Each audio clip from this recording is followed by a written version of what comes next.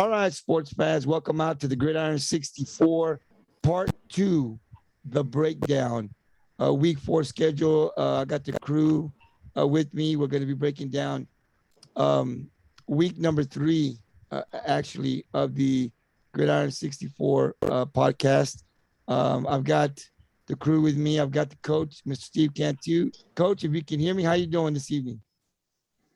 I think we just lost him. I got the Z-Man, Johnny Zavala. Johnny, how you doing this evening?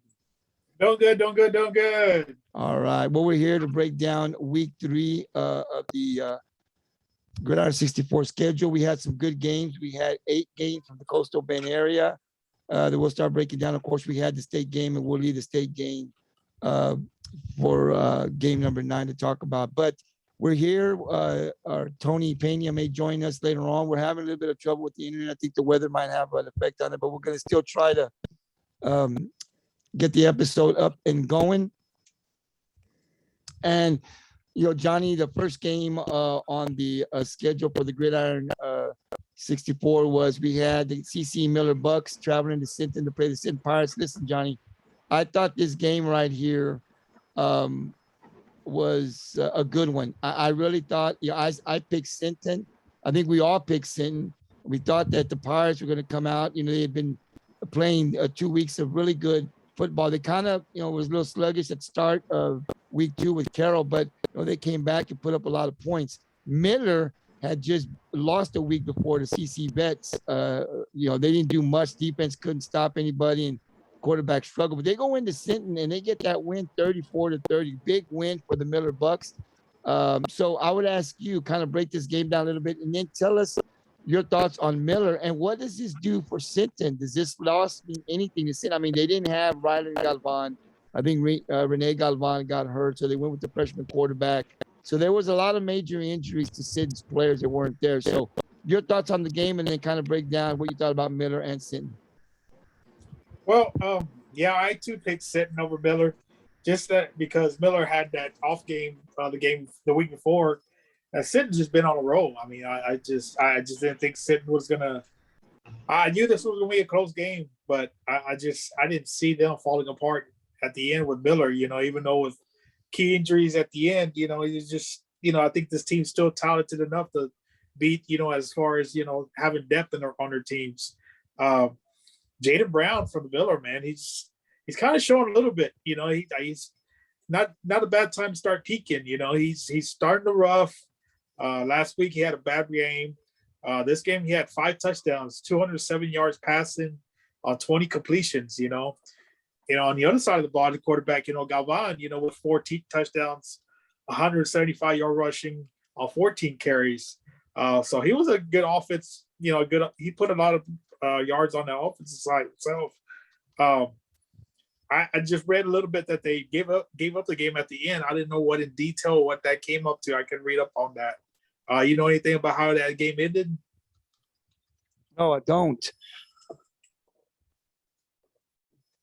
No, I don't. Well, repeat the question to me, Johnny. I'm sorry.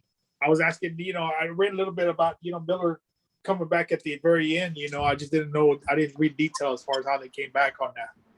No, after the game, I tuned into it through one of the podcast. They were streaming it live down there in Sinton, and all I saw when I got to the car was Sinton was driving. They scored with less than a minute, I think, and they didn't get the 2-point conversion, and then they kicked an onside kick, and Miller recovered it. But I was just kind of getting updates as I was streaming the Rockport game. But no, I don't know. That's all I was able to catch toward the end of the game. But like I said, I heard that there was, some of their main players were out.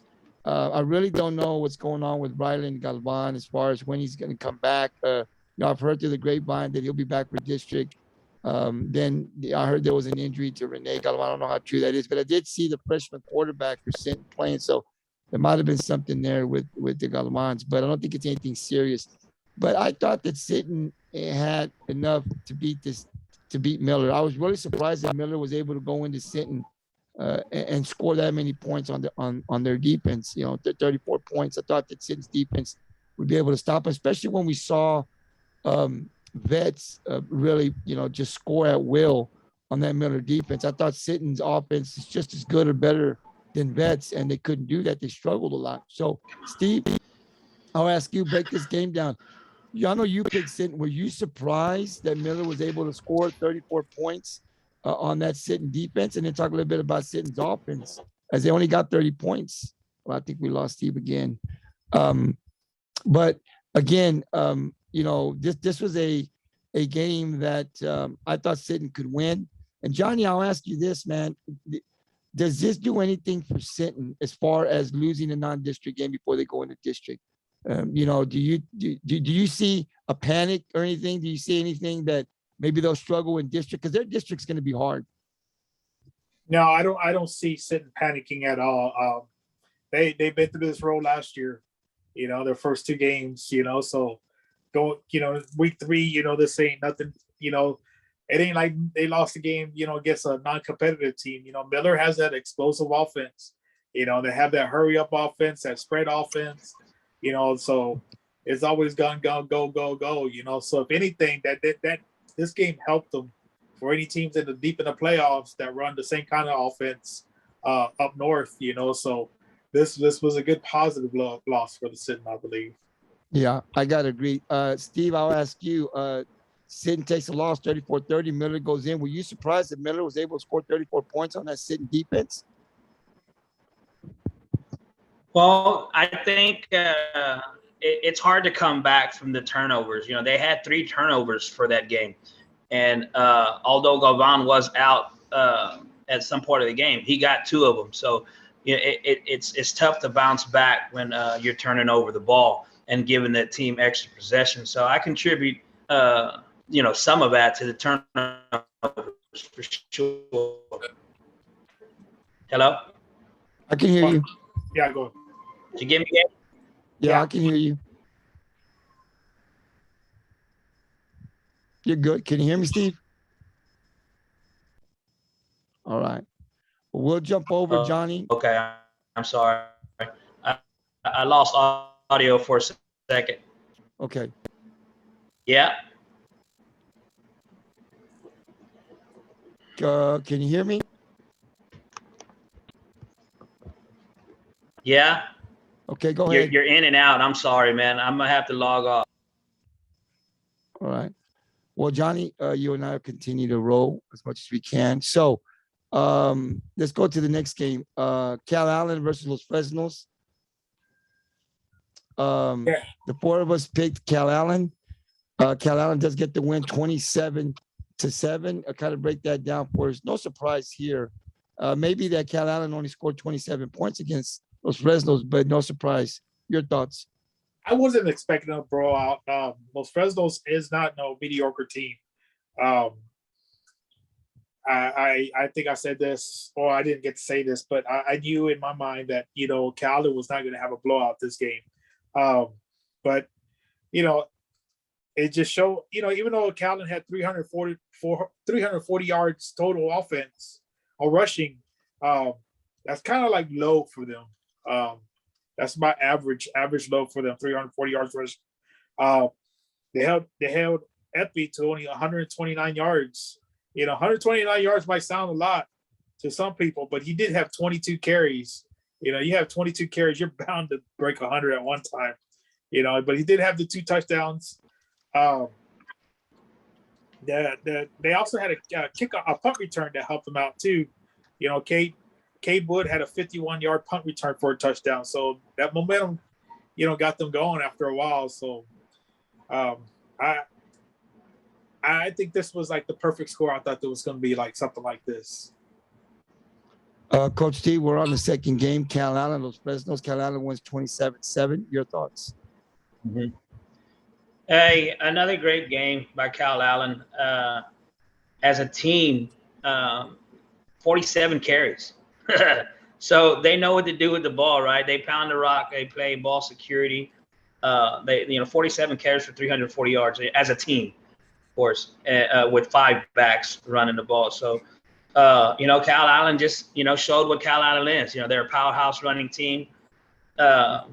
Epi had 22 of those carries for 129 yards and 2 touchdowns. So Epi did his thing as usual. So just too much firepower coming from too many different angles for Los Fresnos.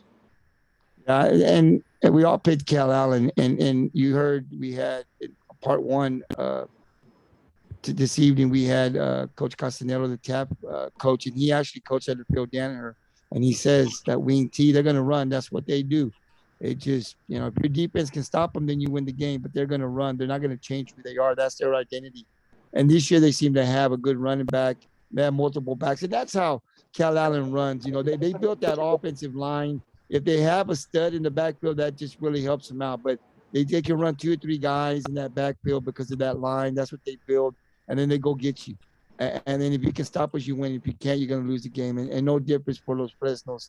I was kind of shocked that they only scored 27 points. I thought they would score more, but they still got the ground game going enough to win. And then, of course, they racked up some yards. Not like what we're accustomed to seeing, but great win for Calallen as they take the win 27-7. We're going to go to game 3 on the Gridiron 64 schedule. We had the Edna Cowboys at they were 2-0. They were undefeated. They were traveling over to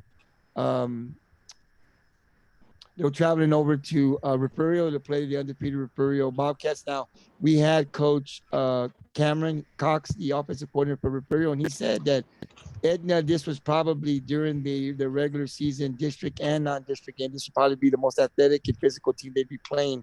They said that, Coach Cox said they're bigger.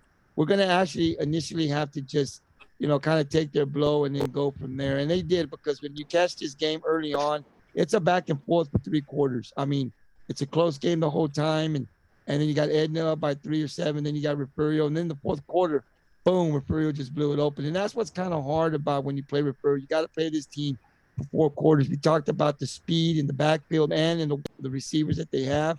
Heseltine, they've been pass heavy the first 2 weeks. So Refugio gets the big win, 55-38. Steve, I'll go to you first.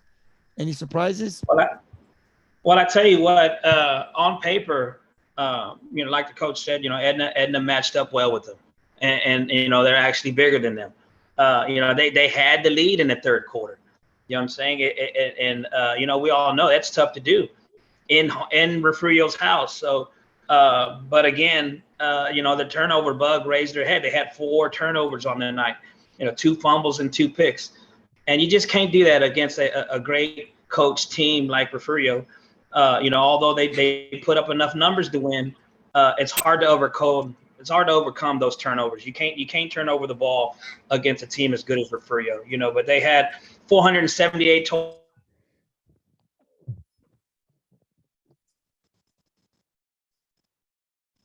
I think Steve froze up again. We're having some trouble with the internet.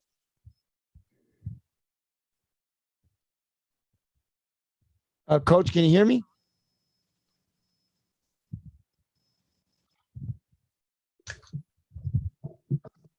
Johnny, can you hear me? Yeah. All right. Go ahead, Johnny. Break this game down. All right. I can just continue on with that. We're all hitting on the same spot. Edna had this game. They fell apart. That fourth quarter, you got to play that fourth quarter. We're basically all hitting the same spot. They were up 31-27. Bam. Old Desmond Brown, with the 75-yard kickoff return to start off their 28-point fourth quarter. So that was huge. Isaiah Bland on rushing, he was 10 for 162 yards and 2 touchdowns. Mr. Caleb Hazeltine, 24 of 37 for 277 yards and 1 touchdown for his pass. Mr.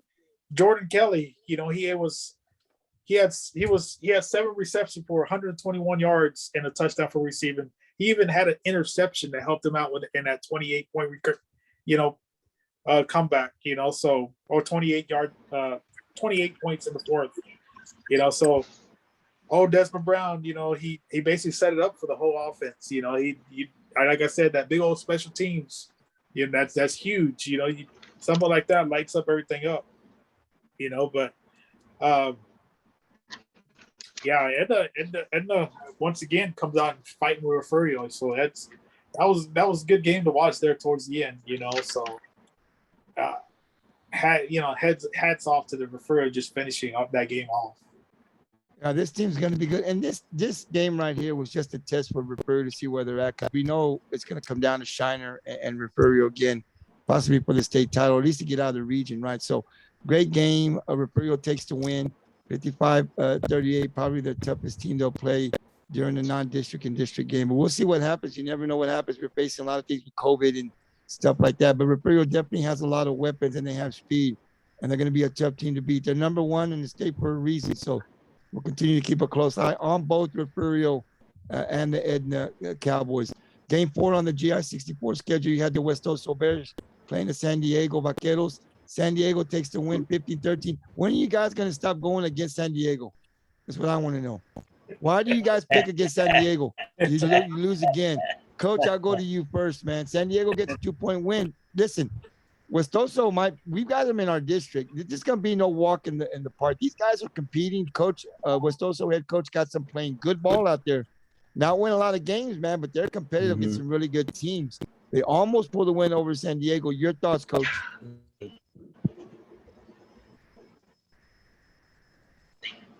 Can you hear me? Coach Steve, can you hear me? No. Johnny, I'll go to you. You picked West Oso, I know. I picked San Diego. Your thoughts on the game? Man, that you can't get any tighter game than that. That must have been a heartbreak for West Oso. That's something that I think they got away from. I was trying to look up what the score was in the fourth quarter, but I'm not finding that. Because San Diego did score 13 points in that fourth quarter. So San Diego was pretty shut out there the whole game until that fourth quarter when they came alive. Same thing with Refugio. We just talked about finish it off in that fourth quarter, and that's what San Diego did. They scored that 13 other points in that fourth quarter. So that's one team that I guess can finish it off. But I'm not giving I'm still behind West Oso. So they've improved a lot in the last couple of years. Yeah, listen, from one year to the next, I mean, these guys are competing. Listen, whether you win or lose, they're competing against a really good team. Coach, can you hear me? Yeah, I got you. All right. Hey, real quick, on San Diego is just playing. They're playing great defense right now. I don't know if Johnny touched on it, but their defense is really what carried them in this game.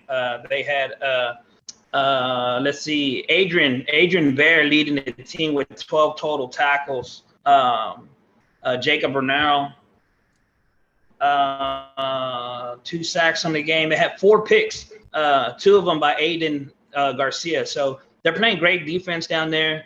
And, that's just a perfect formula. You know what I'm saying? You play great defense and you just put it up enough points to win. And that's all you need, right? Absolutely. And San Diego, I mean, we'll see what they do, man. But we're gonna be seeing West Oso in a couple of weeks. We'll see what happens. The next game on the GI-64 schedule, we had the Florida Bluff Hornets playing the Victoria West Warriors. Florida Bluff gets a huge win, 66-13. Coach, your thoughts on that game? If you can hear me. Well, I mean, Flower Bluff really turned it on. They flexed a little bit. They really had their offense clicking that night. Let's see. They had 535 total yards with 387 of them being on the ground. So they really had a game plan and executed it well. So hats off to them. They did a great job. Johnny? Yeah, I thought this game was going to be a little closer to that. I guess the West had kind of fallen apart this year. I think now it's the East and Victoria going at it this year. Jose Martinez, had 23 carries for 132 yards and 3 touchdowns on the ground. Well, Vegas went 8 for 14 in the air, 155 yards passing, but also had 2 touchdowns. Had 2 touchdowns passing, and also had a rushing touchdown. So But he is having a good season there. You know, he's all around. You know, he's kind of like old Sinton over here. You know, so he's a good little quarterback going on over there. Yeah. I think it's going to come down, Johnny, to Flower Bluff and Vets. It's what it's looking now. Now, you know, Victoria East is still in there too, so we don't know. But it's just going to be another showdown, I think, for the district title between Flower Bluff and Victoria. I mean, Vets Memorial. We'll see what happens. Next game on our schedule, we had Taft Greyhounds versus Freer. Taft takes the big win, 48-6. We had Coach Castanello here from Taft. Talking about how good they're starting 3-0. Freer really didn't put up any kind of game for the Greyhounds. So, your thoughts on this game and how good Taft really is this year, because they've got a tough game coming up this week. We'll talk about that when we preview week 4. But your thoughts on this game? Well, I think Taft was. I thought Easy was going to take this one against Freer. Mr. JJ Acosta, went on the ground, 8 carries for 70 yards and a touchdown, but he also went 12 for 25 in the air for 316 yards passing and 5 touchdown passes. So he had 6 touchdowns this game. So that's kind of who I wanted Coach to talk a little bit about, but I didn't want to name any players. I was trying to get him to elaborate on players, but he basically elaborated on his offense pretty much. But yeah, just JJ Acosta is somebody for reals. Well, we're going to be this week, and we'll talk about it a little bit more. We're going to be in Taft this Friday, live streaming that game. So maybe we get a hold of him after the game and do a little interview with him there on the field. But hey, listen. I mean, just think about it. He had 12 completions for 316 yards. Yeah, and you talked about, and Coach Castellano talked about his skilled players. I mean, they've got some talent down there. That's amazing with those stats, right? I think it's gonna be a little tougher this week for him, but I'm anxious to see what that offense is gonna be able to do against a pretty good Kennedy defense. Coach Steve, your thoughts on the Taft Freer game? If you can hear me.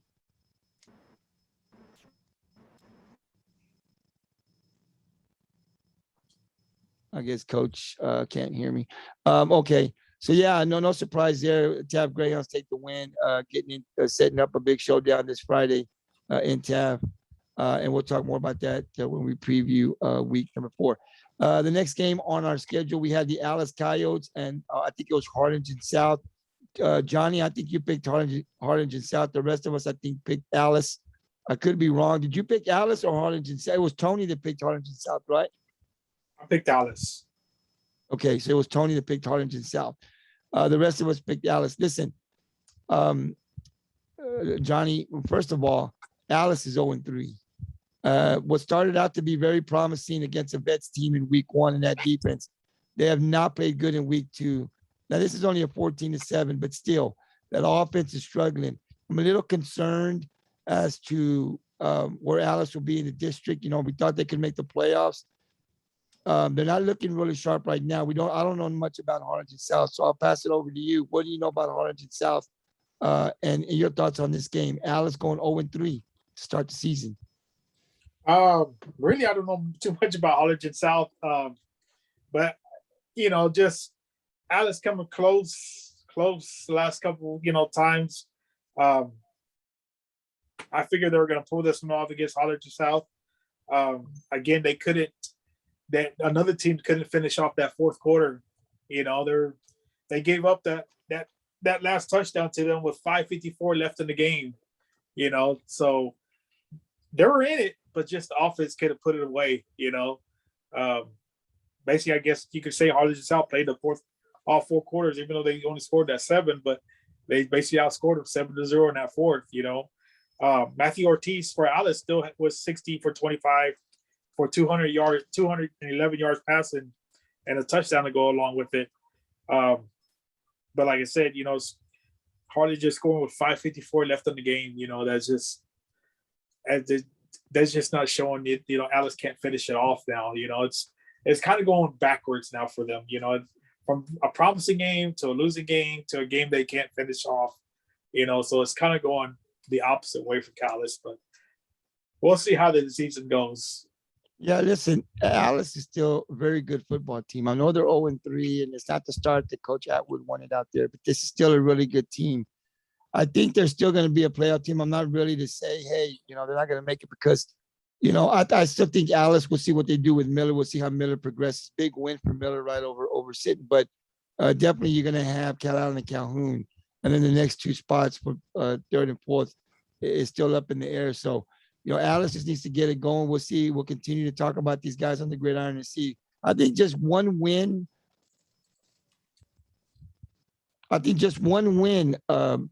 Johnny, and you know this because you played high school football. One win may be able to turn it around for you, right? I mean, they get one win, and that may just turn the whole season around. So, I mean, at this point, it can be against any team. I mean, don't have to be a spectacular team. You get in there, just get one win under your belt. Feel good about yourself because we know that the Coyotes have some talent out there. So we'll see what happens. But right now, they're 0-3. Next game was game of the week on the Gridiron 64. We had the Calhoun Sandcrabs going up against El Campo. Johnny, who did you have in this game? I had Calhoun. I did pick Calhoun. I think Steve had El Campo, right? Yeah, I think it was Steve that had El Campo. I had El Campo. I had Calhoun, right? So Steve gets this one right. The rest of us get it wrong. Listen, Coach, I'll go to you first. Break this game down. Calhoun, El Campo. El Campo takes the win 49-35. Can you hear me, Coach?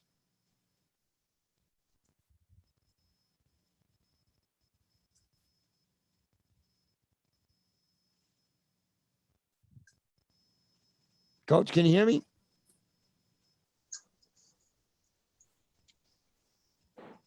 I'm not sure if Coach Steve Cantu can hear me. Coach, can you hear me? I think he can't hear me. You there, guys? Yeah, can you hear me? I think we can hear him. Yeah, I can hear you. Can you hear me? Okay, break down the Calhoun El Campo game.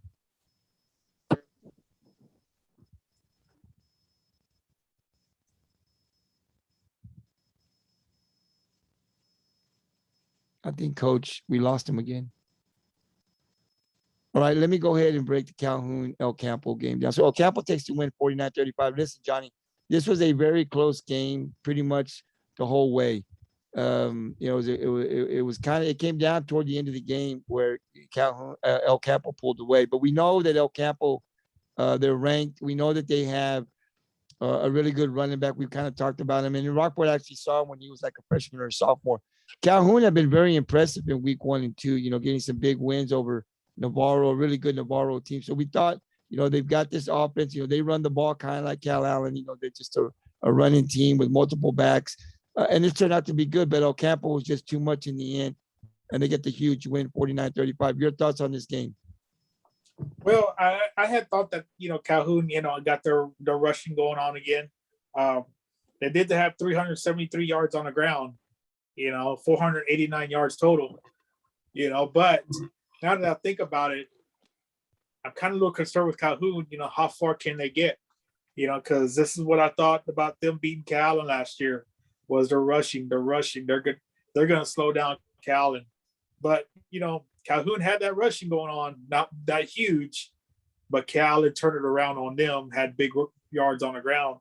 Same thing with it, El Campo had, Calhoun had 373 yards on the ground, but El Campo had 425 yards on the ground with 501 yards total, So that's telling me the Port Lavaca don't have that defense to get them that far, This is the problem they had against Calallen last year, and I think this is going to be the real problem again this year.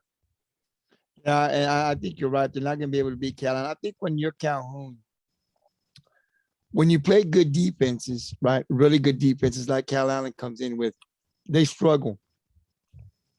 We saw that last year, and they don't have the defense, it appears, to be able to keep them in the game. So if you come in with a team with a good offensive defense and you can kind of slow that Calhoun defense down or stop them, they're in trouble. And then El Campo had a good offense themselves. We talked over 500 yards total. And then they come away with it, toward the end of the game. So Yeah, I don't know how far they'll get in the playoffs. Obviously, I think if they stay healthy. But how far can they go in the playoffs? The past couple of years, it's been kind of 1, 2, and out. The expectation has been high. It was high last year for Calhoun. They get second place in the district, and then they get into the playoffs. We expect to see this team, 3, 4 deep, and they don't get there. They usually out first, second round. So it's been a little disappointing to see. We don't know what they'll do this year, but they played a good El Campo team. So I don't know if I read a lot into it. They just scored 35 points. They did have over 300 yards rushing. So this team can run the ball.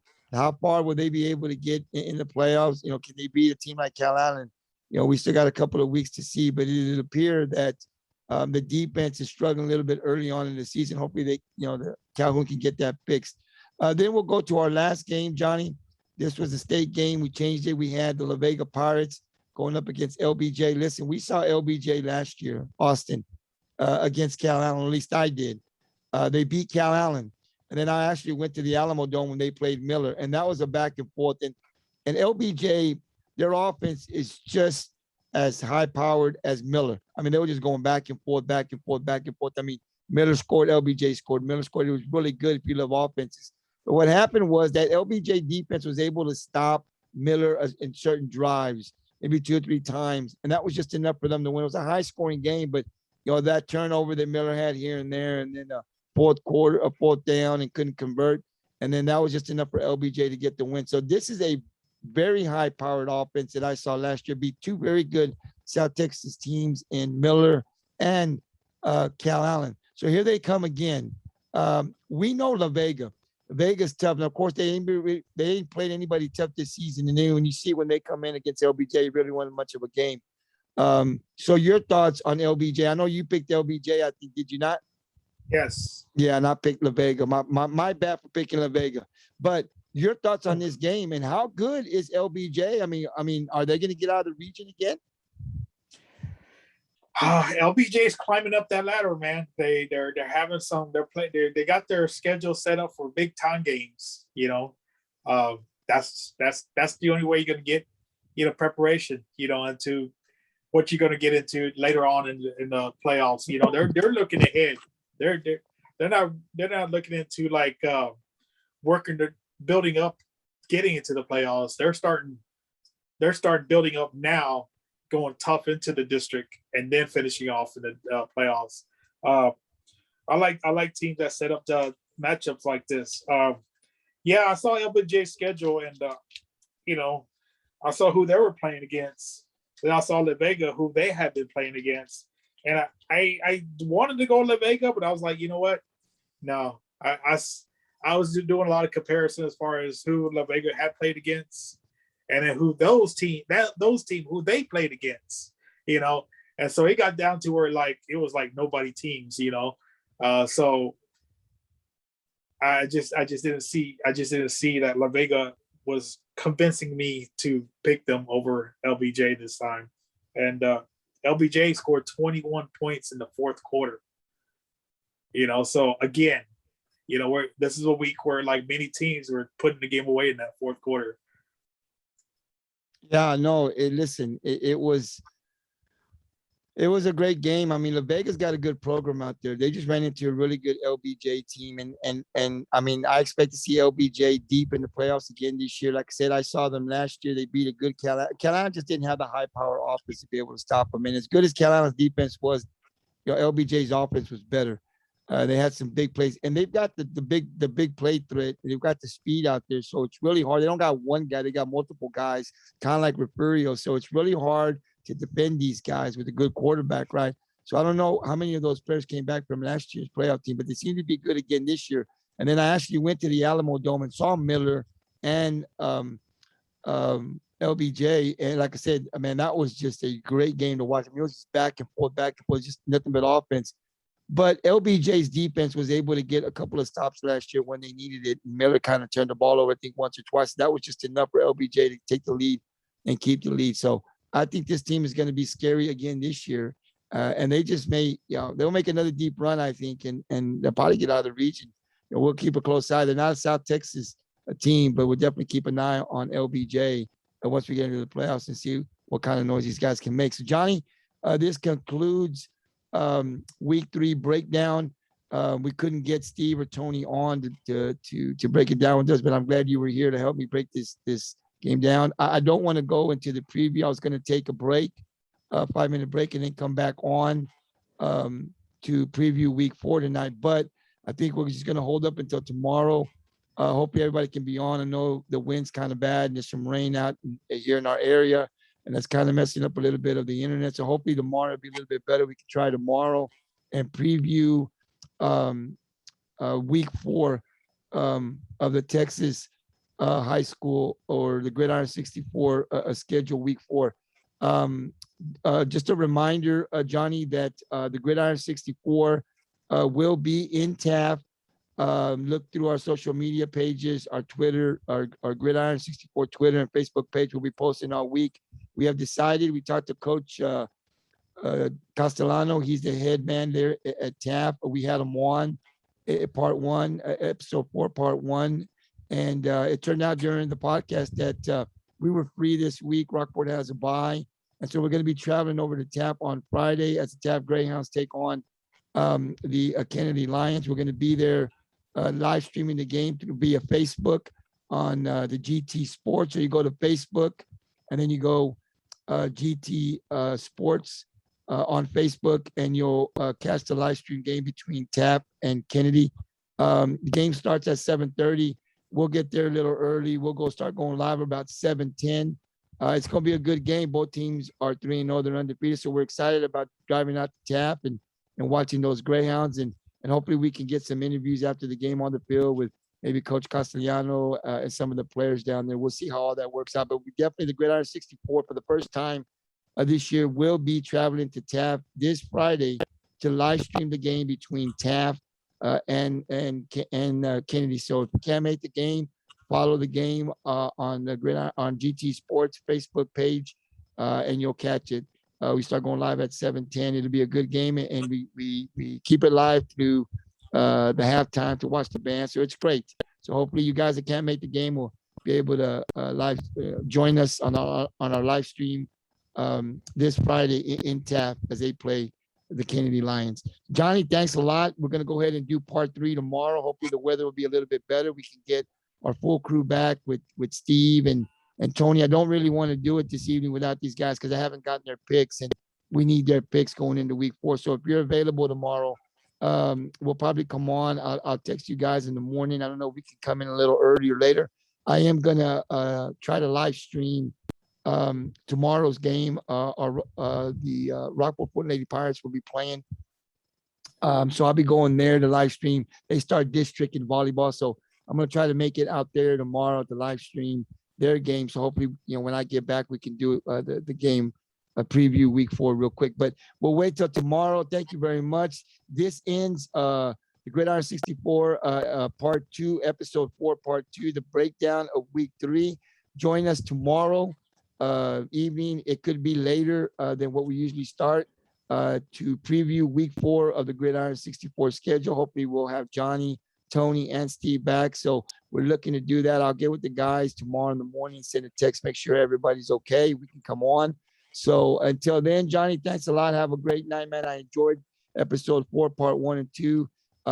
Again, before we go, Coach Castellano, part 1, we will be uploading that video tonight at around 10:30. So go to GT Sports, YouTube, GT Sports.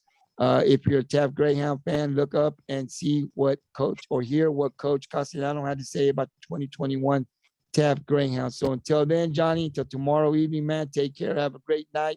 Hopefully we don't get a lot of rain here in our area, man. And I'll be looking to talk to you guys tomorrow evening. Have a great night, brother. All right. Peace.